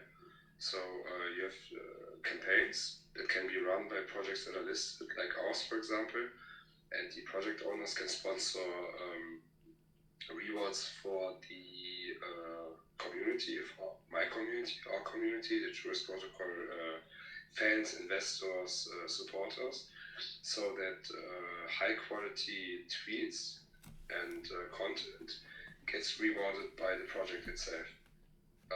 So there's a positive feedback loop, because it takes lots of time to actually produce high quality content. And if community members spend, let's say, hours a day, or maybe a couple hours a week to produce content for us, to write about our protocol, they can get rewarded based on the score that they achieve during the campaign. Campaigns usually last for, I think, 2 months. And the project owners can basically give quests to the community where they define certain keywords, certain topics that should be mentioned, and the community can battle for the rewards. So it's a pretty cool concept where high quality content gets rewarded by the project founder. So in our case, can I say how much? So I think it was 2, right? Yeah, so for the first 2 months, I'm filling the reward pool for the JURIS protocol campaign with like $2,000 worth of JURIS based on 10 million valuation. So it's like 200 million JURIS up for grab for the community. And the topics that we have, I don't remember everything out of my head, but there's exchange listing quest, there is a staking quest. For validator, that's very important. If you look at the top 10, chill our validators so that people stake with us, that we have something to say in non-governance and we can make stuff happen. So these are quests that we will be running. People can compete for those.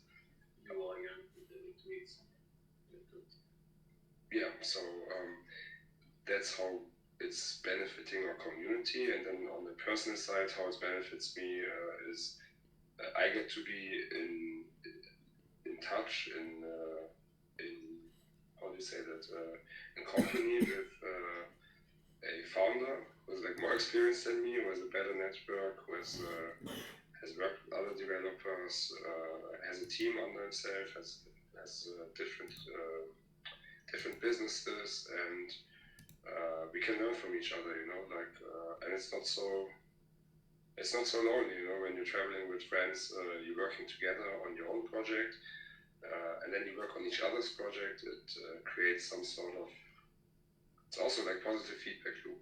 Like whenever somebody gets like into trouble, into issues, there is always somebody you can reach out to, like in real life.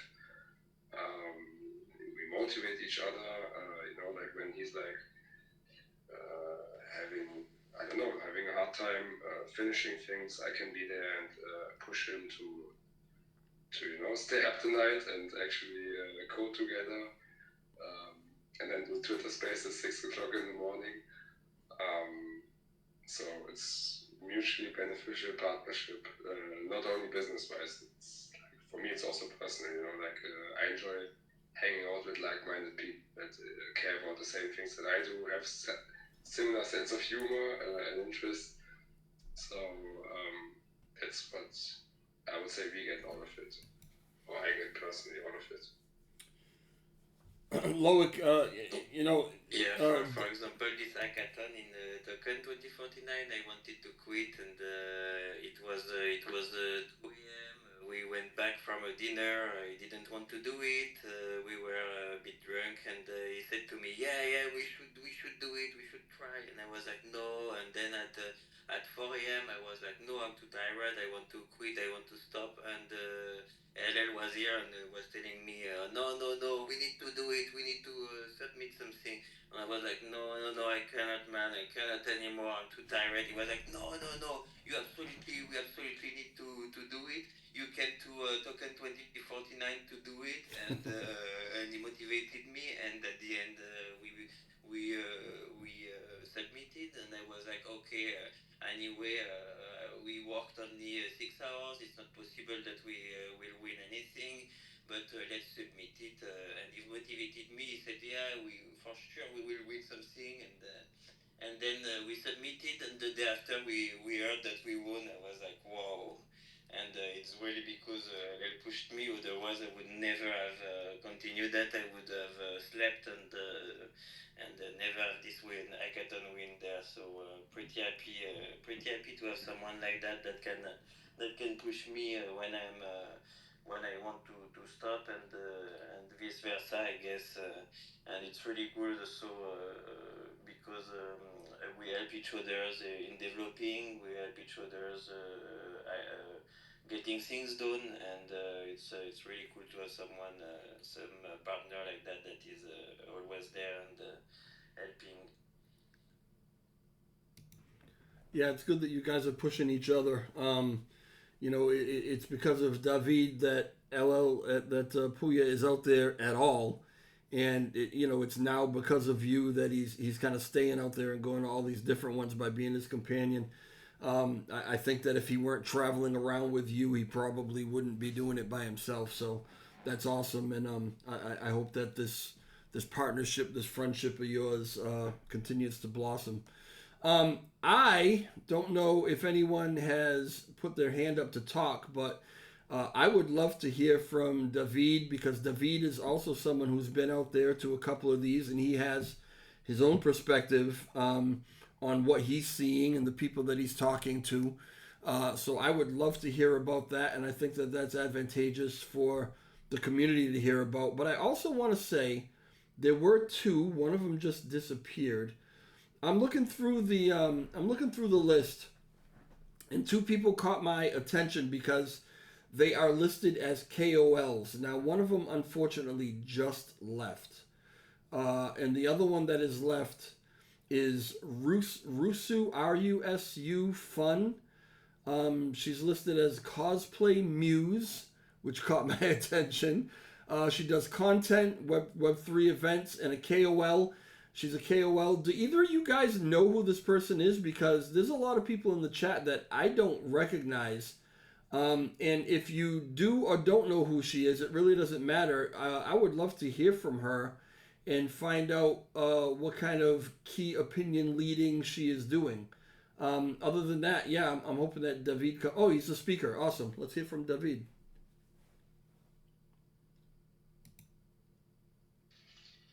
Hi, everybody. Yeah, can you hear me? We can hear you. Yep.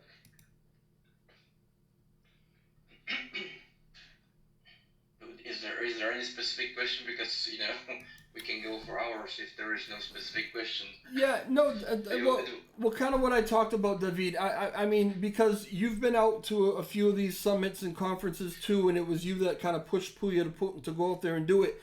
And I know that you've got your own perspective on the people that you're talking to and how they're reacting to the fact that Terra Classic is still going. So I'm just interested in hearing what your perspective is. Who, the people that you're talking to, what kind of feedback are you getting? Well, so I was in all of the events, a part of Malaysia, right? I was in Berlin, I was in Warsaw, I was in Singapore. I was the only one in the whole Singapore who was wearing a shirt with Terra Classic logo. So I guess, yeah, I was there fighting the same way that Loic and Puya and Alexa were, but my perspective, I share many views with, or many ideas, and how Puya viewed the token. I agree with many things that he said. For me, it was the biggest journey ever. Just 55 hours traveling from and to Singapore tells you something. the commitment. to get there, and the sheer scale of the conference and everything that was happening there was on a level that I never ever seen before.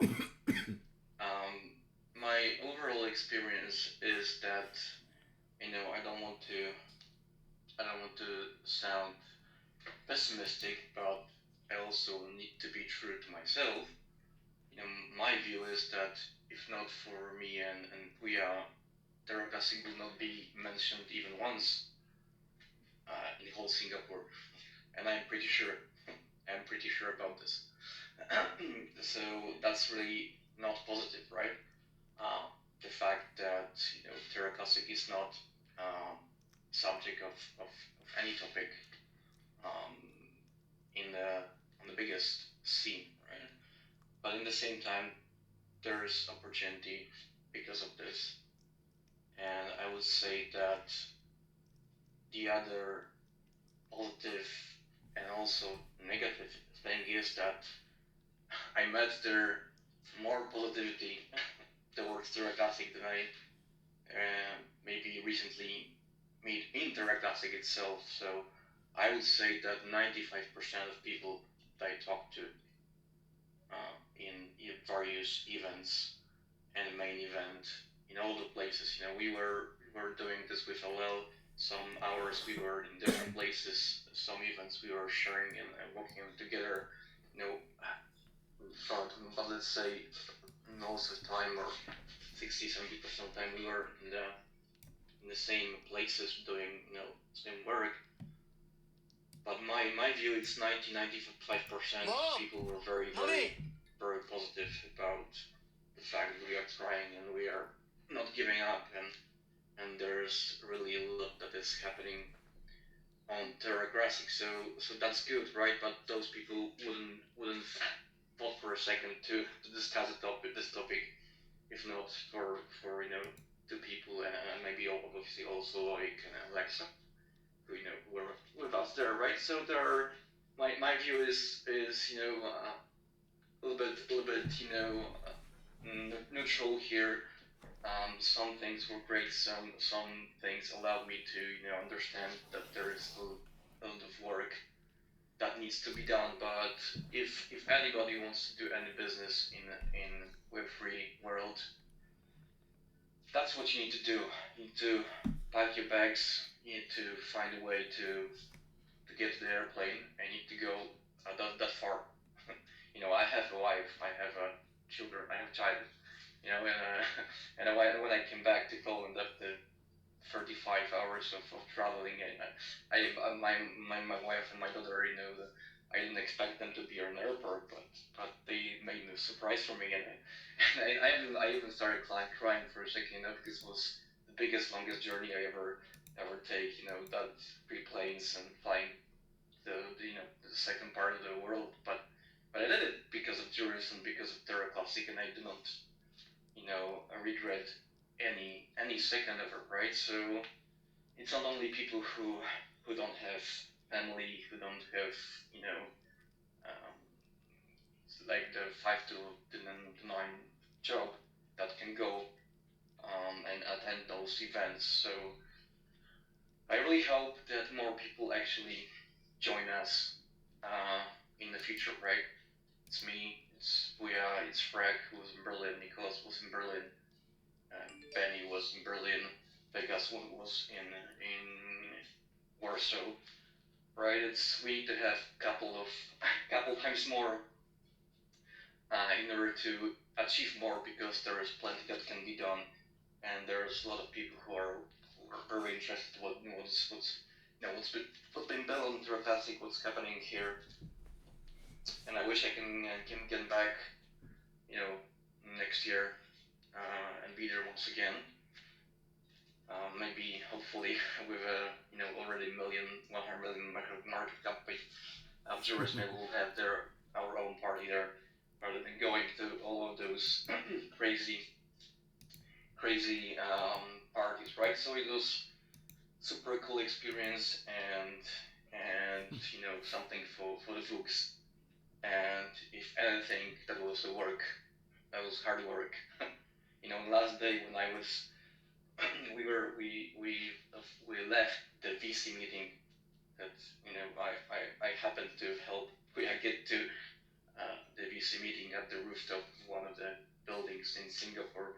We left this place. At least I left this place around 10 or 11 o'clock.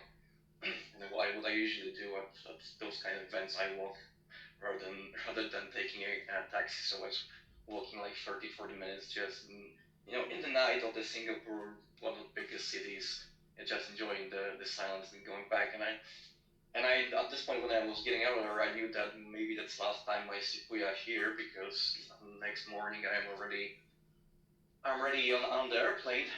But when I was actually on the lobby next day with my bag, I met Puya. He was just getting back from one of the other meetings that I skipped because I needed to go sleep because I had 35 hours of flights, and the guy came from a little bit of partying, but mostly it was work, and this is what we were doing. That was, for me, it was 3 days of work. I didn't have a chance to see any tourist place there. It was getting from one place to the other, talking with as many people from big businesses, very influential people, that we could bring on to Classic, to JURIS, or to my business, to anything I do, right? So it was hard work that we did, and I hope it will pay off in the future. I hope I can do it more. It takes time, takes money to go to all of those places. But yeah, it's the experience of a lifetime. Awesome, man. Thank you for sharing that, and thank you for letting us into a little bit of your personal life. I mean, that must have been really touching when you get there and all of a sudden your family is there and you didn't expect them. So that's a really sweet thing. Thank you, and I want to personally thank you, because me and you go after each other a little bit sometimes, but I want to personally thank you for everything that you actually do. For the motivation, for pushing Puya, for working your ass off on the graphics and on the branding and all the the talent that you bring to the team, the persistent professionalism that you try to push all the time, that most of us kind of rear against, but it helps. It really does help, and I just want to admit that, and I want to say to you, thank you very much, and I appreciate what you bring to what we're trying to do here. Thank you. All right. Very kind words. No, sincere words.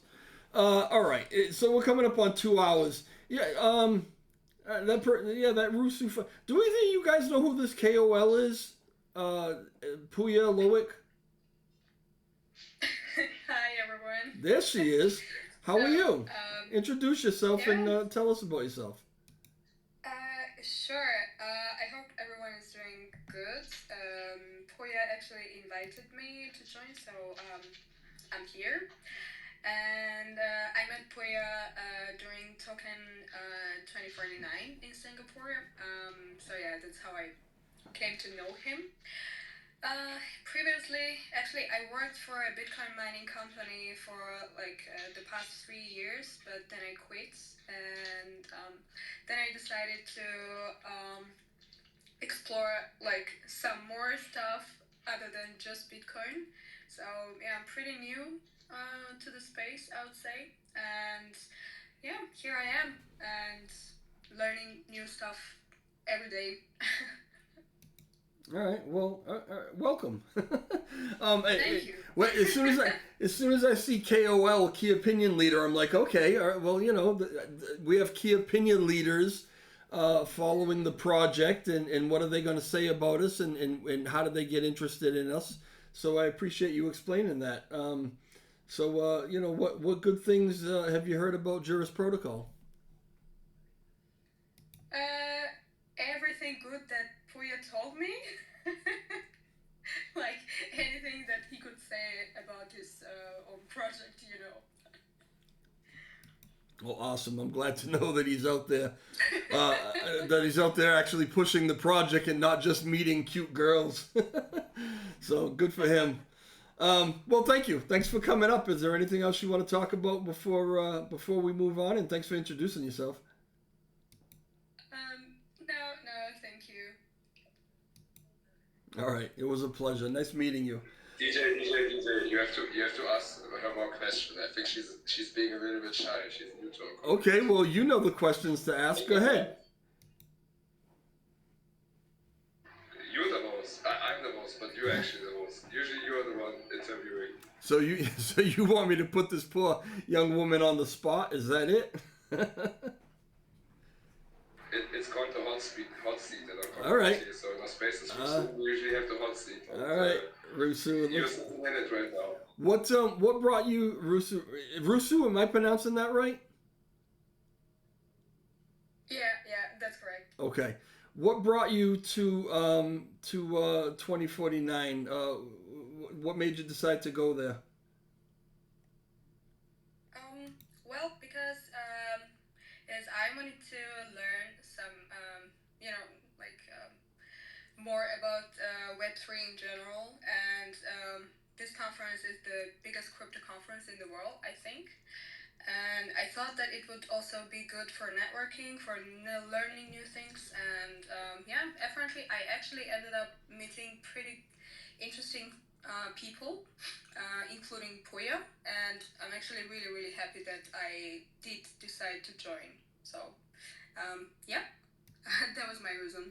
Your English. Do you also go there? Your English is very, very good. How did you? Thank you very much. How did you get so good at English? Have you ever been to England or America or anything, or you just have a really good accent? I've never been to UK. I've been to America just once, like for 2 weeks, but that's it. Other than that, I don't know, just from work, because I always work with international companies, and like English is very needed if you want to work with international people. So probably that's how. Okay. What is your native language? It's Georgian. So I'm from Georgia. Okay, I got it. A lot of people think that that's only a state in the United States, but it's not. It's actually a country. Exactly. Awesome. All right, so tell us about Puya. What is your personal opinion about Mr. Puya? We call him LL69, but that's a whole nother story. So my first impression was that he was a bit irresponsible, actually, because we met. After the conference, we decided to go for a dinner and discuss some stuff and talk more and get to know each other a bit more. What kind of stuff were you discussing? Since you're in the hot seat, I mean, let's be specific. Sorry, what was the question again? Well, you said you guys decided to go to dinner and discuss some stuff, which is a little vague. So I'm just curious, like, what kind of stuff you were discussing. Well, apparently, I don't know. Like, maybe I said it just to get to know each other, let's say. And Very maybe nice. we're gonna connect, sure. Yeah. In the future, but yeah. Absolutely, networking is a really good thing, huh?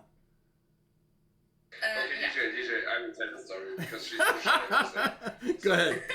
Can I tell you, Rusu? Are you okay if I tell it to him? Sure, yeah. Okay. So, DJ, look, we met her with my friend at Marina Bay, like where the conference was, and at this hotel, I think in front of the casino. And then we decided to go for dinner, and my friend was with us. So we took her like to the other part of the city, and it was pretty nice. We had like lots of fun with my friend and her, and it was good vibes. Everything was nice until we arrived, and I ordered we ordered drinks and a little bit of food for everyone. And I told him like, hey, I'm just going for a cigarette, for a smoke. and she is not smoking, so she didn't join me. Stayed there, and then actually the other thing happened, that we talked about in the beginning, the VC guy that helped us with our pitch. Unfortunately, it was the same evening, and unfortunately, it took like over an hour. So yeah, we didn't really have dinner at that night, and I think after I came back, shortly after she left us, and said like, "Hey, I'm tired, I have to go home." So I still owe her dinner or some meeting in future. So I was not really a gentleman, so to say. That's how we got to meet each other. So we had a nice talk. I took her to some other place and then left her off for like over an hour just to talk to some VC. So see guys, that's how I prioritize JURIS over everything else, even over meeting nice people. And so apologize, Rusu. I told her already, like we would with each other, but for the record in public, I fucked up. I'm sorry, but it was good for the project. So I think the community will not be mad at me, and Rusu is not either apparently. So everything is good. No, business first. No, I don't think anybody's going to be mad at you for socializing and living your life. Russo, it really is a pleasure to meet you. Tell me about the cosplay thing real quick. What is your, what are you into? What is your favorite character? Well, I just do it as a hobby. So I like anime, and usually I do cosplay from anime or games. Well, I would say my favorite is the character from the picture that I have on X, like what you can see. It's called, she's called Albedo, and it's from, what was the name of the anime again? Overlord. Maybe you know it. I don't know. No, I don't. Okay. You can't see me. You can't see my picture unless you, I guess, follow me, which I'm noticing that you're not. But anyway, I'm 58 years old, so anime is anime is something that my sons are very much aware of. The only, as far as I go, is I was once involved with a project called. Oh dear Lord! Why can't I think of it right now? I'm sorry. Laffy. No, not Laffy. Loki. No, not Loki. What the hell was the name of it? What is this? Oh, Luffy. Yeah, Luffy. Luffy token. That's right. I wasn't, and that's. Oh yeah. Yeah, from, and what is that? What is the whole series One called? Piece? One Piece. Thank you very much. Yeah. That's how long ago it was. And I didn't know anything about anime until I got involved in that project. And then I started paying a little more attention to it. Not as much as I would like to. I love actually watching some of them. But then I think to myself, okay, you're in your 50s, you probably shouldn't be watching this. So I've moved away from it. But yeah, I find it fascinating, and I'm glad that you're out there having a good time. I'm glad that you were able to meet our friend Puya, and I'm assuming Loic, maybe even Alexa. So yeah, hopefully you join the family, and we'll be hearing from you some other time. Thank you. Thanks for the warm welcome. Absolutely. All right. LL, Loic, David, anybody else? Any last words? Anything else you want to say? Because I'm starving and I gotta go feed my dog. Yeah, this was supposed to go for half an hour, right? We're like 2 hours now. Yeah, exactly. It always happens.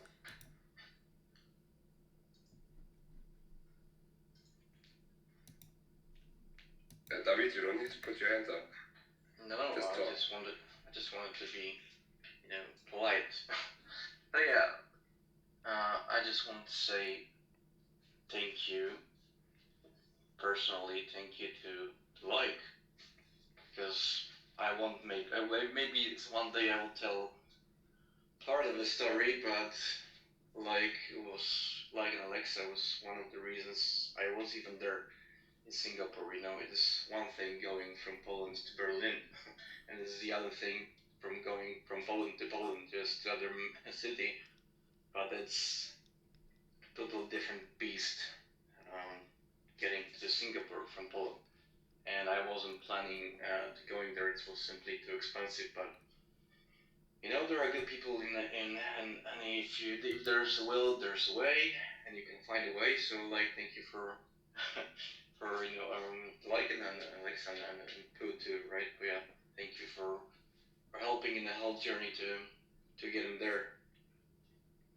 And yeah, thank you for everybody who's supporting what we do, that we spend our private time on getting to the second part of the world, just promoting Terra Classic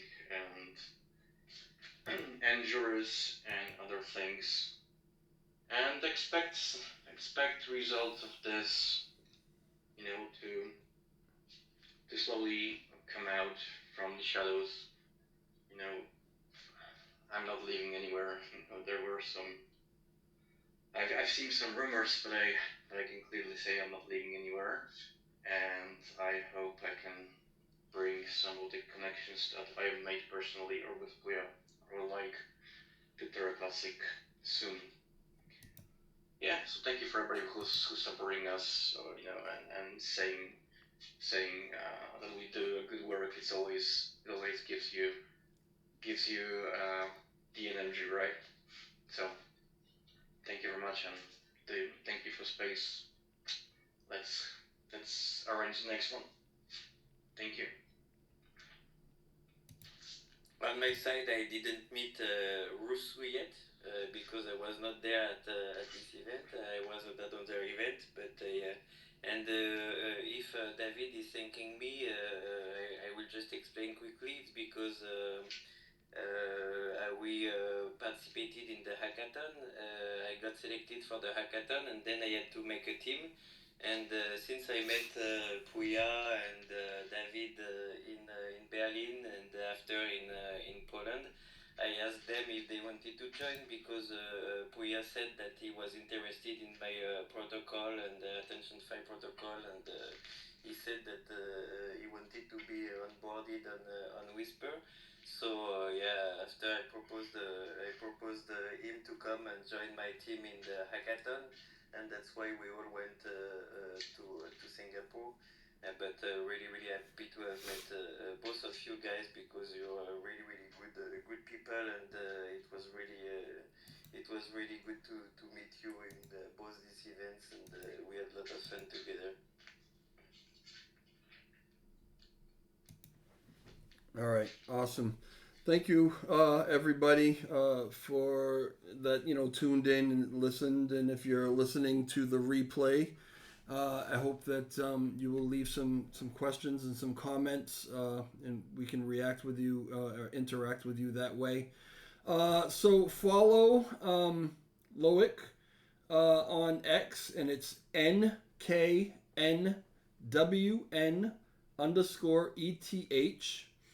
And follow David. David is at capital D AWIDSKINDER.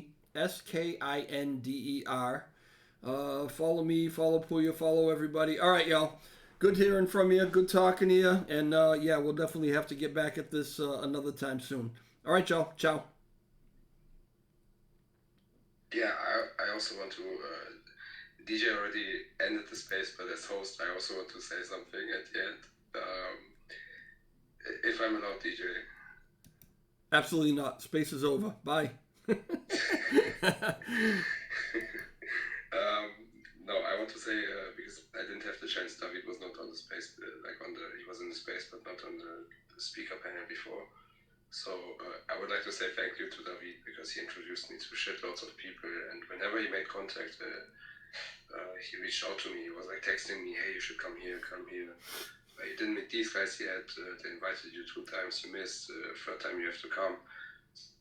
So big thank you, David, and thanks for being my babysitter during the events, taking care of me, like telling me, hey, it's enough partying, you need to go to sleep. I did not always listen, but I tried to. And he made me feel bad about things, which was good. So that I was like fresh the next day and could do things. So thanks, David, for everything you do. Thank you for reminding me sometimes to stay professional. In the beginning when we met, it was pain in the ass and I hated it. I didn't want to be like this, but eventually I think it was good that you guided me in the right direction to be a little bit more professional and business-minded.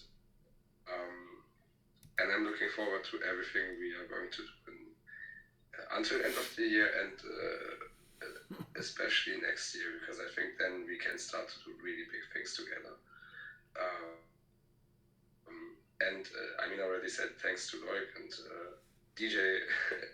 Always thank you. You're the goat of JURIS, like I said.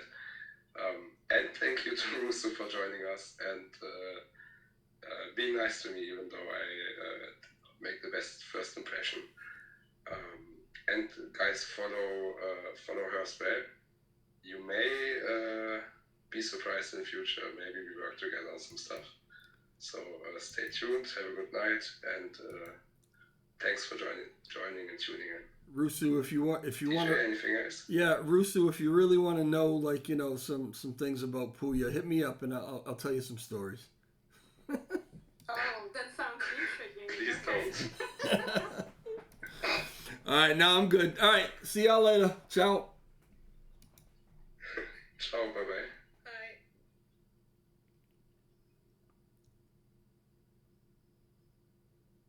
All right. That was fun. All right, now I got to listen back to this and make sure that it all sounds good on the audio. That way, those of you who need to translate into different languages or whatever, hopefully can do that. Thank you for tuning in. Thank you for watching. Thank you for sticking through a couple hours worth. If you did that, if you didn't and you just came back and forth, either way, I appreciate it. Leave your comments and questions in the comment question section. Like the video, and if you're not following, please go ahead and follow, share it, all that stuff. All right, talk to y'all later. Ciao.